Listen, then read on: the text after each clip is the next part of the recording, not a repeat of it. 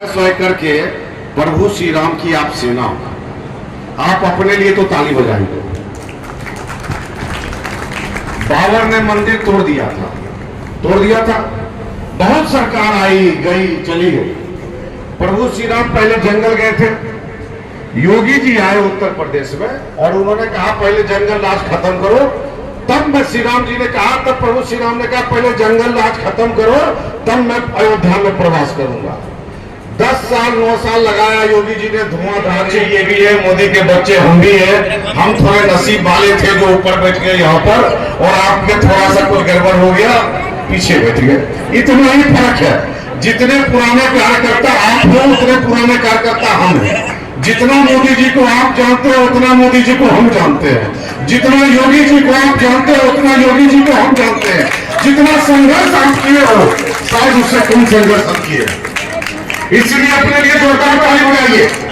सिपाहियों को युद्ध के समय ये नहीं बताना होता है कि हमें किस लिए लड़ाई करनी है। सिपाहियों को युद्ध के समय इसलिए बताना होता है कि हमें युद्ध जीतना है, और युद्ध जीतने की पूरी रणनीति तैयार करनी होती है। हम तो है योगी मोदी के सेना। अगर उनसे कोई गुनाह भी हुआ होगा तो वो गुनाह उनका नहीं था, वो गुनाह हम कार्यकर्ताओं का था। हम तो ये मान के चलते हैं, अपने गुरु अपने सेनापति के लिए कभी कोई बुरा सुनना नहीं चाहता। मैं इस मंच पर बैठे अपने कामेश्वर त्यागी जी जो प्रभारी जी है, हमारे आजकल 5 पांडव हैं, हम लोग बने हुए हैं, जिसमें संजय सिंह जी है और नीरव जैन जी की पत्नी है। बेसिकली ये थोड़ा सा बाईपास कर देते हैं। प्रीति जैन जी है, धीरज अग्रवाल जी है, काला कोटी जी है, तोमर साहब है, हमारे साथ पूर्व मंडल अध्यक्ष साहब राजेश्वर प्रसाद जी के लिए जोरदार ताली बजा दीजिए। देखिए, आप सब यहाँ शिक्षित व्यक्ति है। मेरा मानना है, मैं इतिहास का विद्यार्थी नहीं हूं, मैं इंजीनियरिंग का विद्यार्थी, अभियांत्रिक का विद्यार्थी हूं। 1000 साल के इतिहास में पहली बार हिंदू खुल के कह रहा है सनातन कि हाँ हम हिंदू हैं, हम हिंदू हैं। आज तक सब जितनी पार्टियां आई वो अल्पसंख्यक की राजनीति की, अल्पसंख्यक के वोट की राजनीति की। पहली बार किसी ने कहा कि नहीं, हम भी तुम्हारे रक्षक हैं, तुम्हारे हिस्सों के रक्षक हैं, तुम्हारे हक को रोकते हैं, और इसीलिए हम कर्जदार हैं और हमें 400 के पहले मोदी जी को जिताना है। कभी कोई कल्पना कर सकता था कि सऊदी अरब में किसी को फांसी की सजा सुनाई जाएगी और सातों के सब सभी के सभी मुस्कुरा के हिंदुस्तान की धरती पर आएंगे? कतई संभव नहीं था। हम भी इतनी पुरानी राजनीति कर रहे हैं, 25 साल पुरानी राजनीति कर रहे हैं, कतई संभव नहीं था। हम मोदी जी को इसलिए वोट, इसीलिए 25 मुगल आया था अफगानिस्तान से और हमारे ऊपर शासन किया 500 साल। 20 अंग्रेज आए थे और हमारे ऊपर शासन किया कम से कम 200 साल। हमारे अंदर कहीं न कहीं कमजोरी थी। पहली बार हम कह सकते हैं कि हाँ हम हिंदू हैं, ये हमारा देश है, हमारा यहाँ पर राजकाज है, हमारी संस्कृति को कुछ चलने वाला नहीं है, और इसीलिए हम मोदी जी को वोट देंगे और इसीलिए हम अतुल गर्ग जी को वोट देंगे। साफ साफ पिक्चर है। बोलिए जय श्री राम, जय श्री राम। लेकिन हम सब कार्यकर्ता हैं। हमारे कामेश्वर त्यागी जी यहाँ बैठे हुए हैं, राजेश्वर सिंह जी आ गए।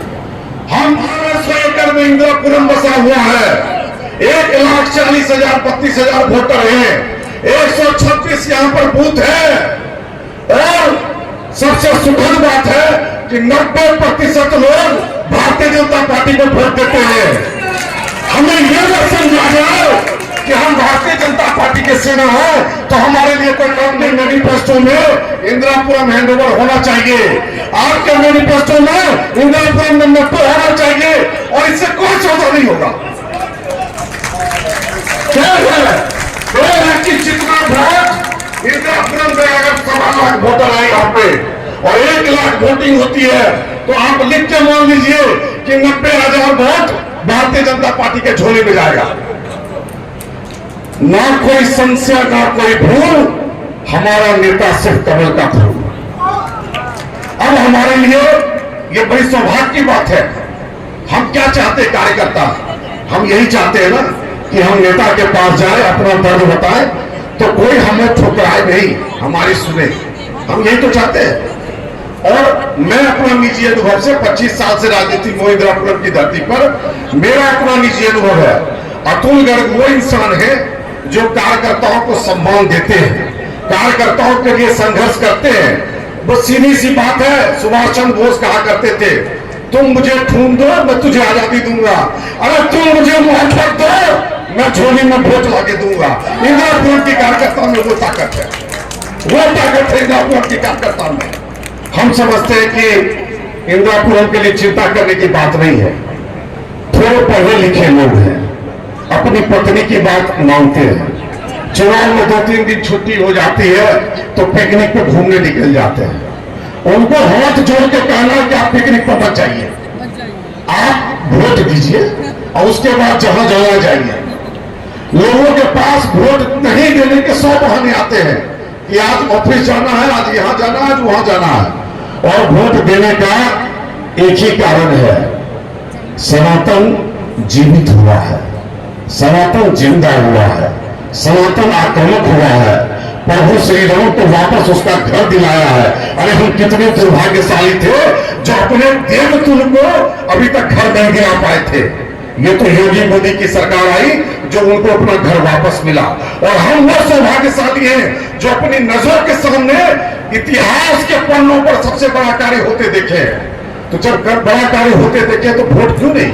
हम क्या बोले, सड़क अच्छा बन गया इसलिए वोट दो। हम क्या बोले, बिजली 24 घंटा आया इसलिए वोट दो।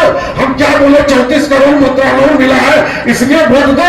हम क्या बोले, महिला आरक्षण मिला है इसलिए वोट दो।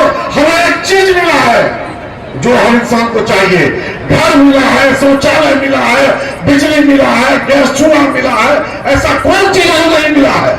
और सुनिए, जो हिंदू को मिला वही मुसलमान को मिला, वही सिख को मिला, वही ईसाई को मिला।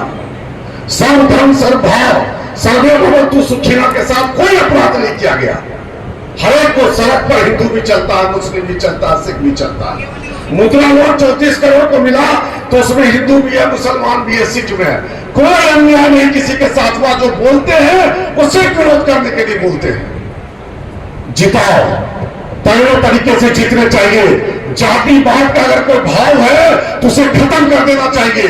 आज सनातन संस्कृति कमजोर है तो सिर्फ जाति नामक घुन उसके शरीर में लगा हुआ है।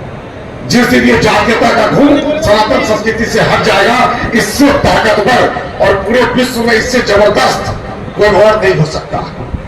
हम समझते हैं तमाम चीजों को छोड़ दीजिए और सिर्फ इस राम राज की स्थापना के लिए आप एक एक घर जाइए। आप सब कुछ जानते हैं जो हो रहा देश में, आपको कोई बताने की आवश्यकता नहीं है। सिर्फ इतना बताने की आवश्यकता है कि अपने शरीर के अंदर आग जलाओ। एक छोटी सी चिंगारी भी तूफान बन सकती है, एक टूटी हुई लकड़ी भी पटवार बन सकती है।